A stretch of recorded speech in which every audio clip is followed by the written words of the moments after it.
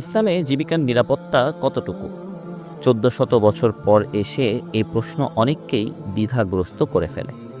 শতভাগ হালালের ওপর থাকতে গেলে না খেয়ে মরতে হবে, সব কিছুতে হালাল হারাম করলে পেট চলবে না, ইত্যাদি অভিযোগ প্রচলিত আমাদের মাঝে।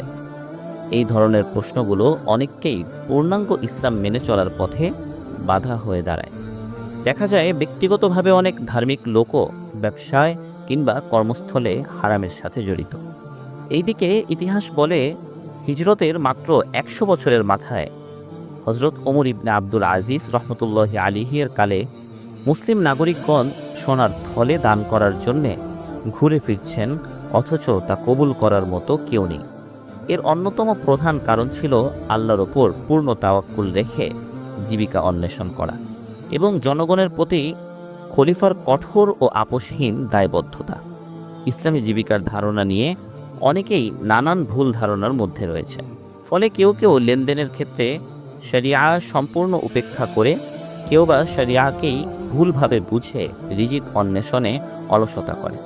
ইসলামী জীবিকার ধারণা কি? ইসলাম কিভাবে জীবিকার নিরাপত্তা দেয়? এই সংশয়গুলোরই খণ্ডন করা হয়েছে ইসলামে জীবিকার সমাধান বইতে। লেখক মোহাম্মদ জাইনুল আবেদিন, প্রকাশনী উমেদ প্রকাশ।